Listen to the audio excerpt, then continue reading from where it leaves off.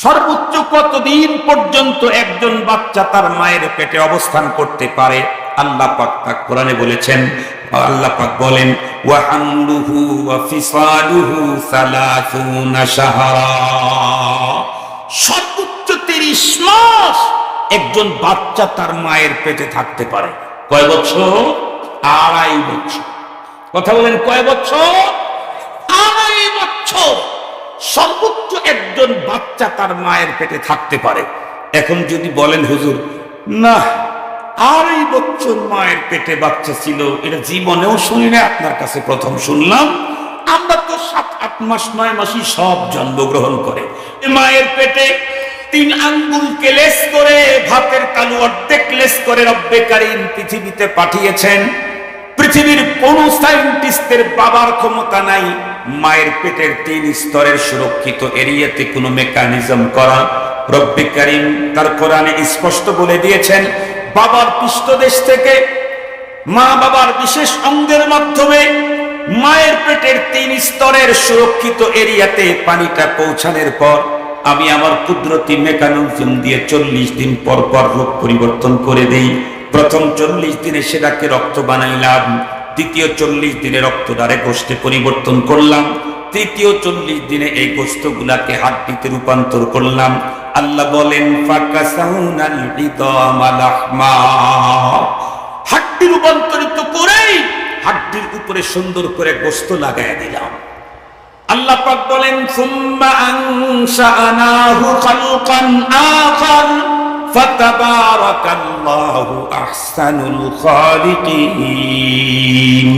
হাড্ডি যখন উপরে যখন গোশত লাগাইলাম, এখন তুমি কমপ্লিট একটা আস্তে নতুন সৃষ্টি হয়ে গেলে।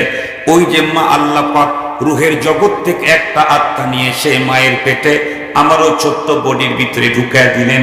এরপরে আমরা মায়ের পেটে অবস্থান করলাম কতদিন? কেউ 6 মাস, কেউ 7 মাস, কেউ 8 মাস, কেউ 10 মাস, কেউ 11 মাস। সর্বোচ্চ কতদিন পর্যন্ত একজন বাচ্চা তার মায়ের পেটে অবস্থান করতে পারে?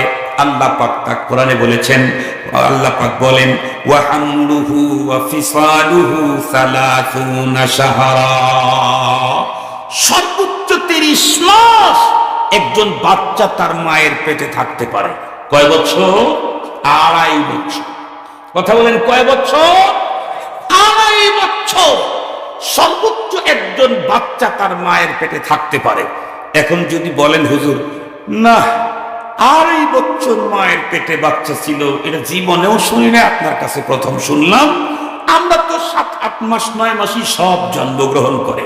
আমাদের কাজ বেশি, তো এই জন্য আগে আল্লাহ পাঠায় দিয়েছে। বেশি ব্যস্ত তো আমরা, দুনিয়ার আকাম কুকাম করা লাগবে না, আগেই পাঠিয়ে দিয়েছে। রব বলেছেন 30 মাস। পৃথিবীর কোন কোন বাচ্চাকে আল্লাহ 30 মাস মায়ের পেটে রেখেছে, যদিও অধিকাংশের জন্ম হলো 7 মাস, 8 মাস, 9 মাস, 10 মাস, সর্বোচ্চ 30 মাস। এরপরে রব্বে কারীম দুনিয়াতে আমাকে পাঠায় দেন। পাঠান কেমনে? আল্লাহ পাক বলেন, সুম্মাস সাবিলা ইয়াসসারা। মায়ের দেহের ছোট্ট একটা সরু পথ দিয়ে আল্লাহ বলেন, আমি বের করতে চাইলে কোনো কাটা সিরা ফাটা কিচ্ছু হয় না, আমি আমার কুদরতি মেকানিজমে বের করে দেই।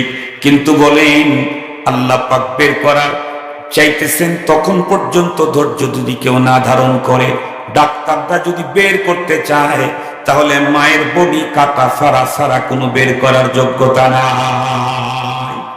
বরং বহু টাইম দেখা গেছে যেই বাচ্চাকে সেফ রাখার জন্য মায়ের বডি কাটে ফেললো, চিরে ফেললো, কখনো কখনো বাচ্চাটাকেও কেটে ফেলে। এমন ঘটনা ঘটে নাই? এরপরে দুনিয়াতে আসলাম, এরপরে কিছুদিন থাকলাম, তারপরে সুম্মা আমাতাহু ফাআকবার। এটা একটু পরে বলি। তাহলে আমার জন্ম মায়ের পেটে হয়েছে, ঠিক। সূচনা হয়েছে মায়ের শরীরের রক্ত থেকে। রক্ত থেকে ওই পানি, সেই পানি মায়ের পেটে এসে আমি ধীরে ধীরে তৈরি হয়েছি। এখন জিজ্ঞাসা করতে চাই, বাবা আর মায়ের দেহের এই ব্লাড তৈরি হলো কি দিয়ে?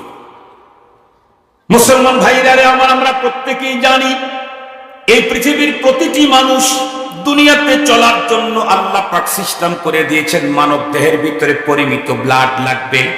কিন্তু বাহির থেকে ব্লাড খাওয়ারও সিস্টেম নাই, ব্লাড ঢুকাবারও সিস্টেম নাই। স্বাভাবিক পদ্ধতিতে মানব দেহে ব্লাড কেমনে তৈরি হবে?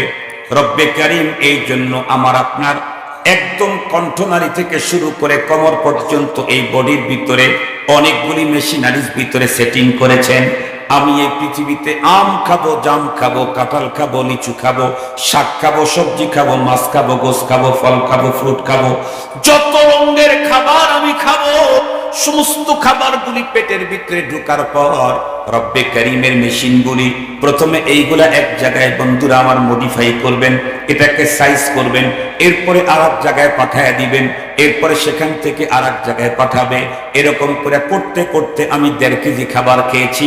1.5 কেজি খাবারগুলি চিপতে চিপতে চিপতে চিপতে লাস্টে গিয়ে 2-3-5 গ্রাম রক্ত ওখান থেকে বের করে নিবে।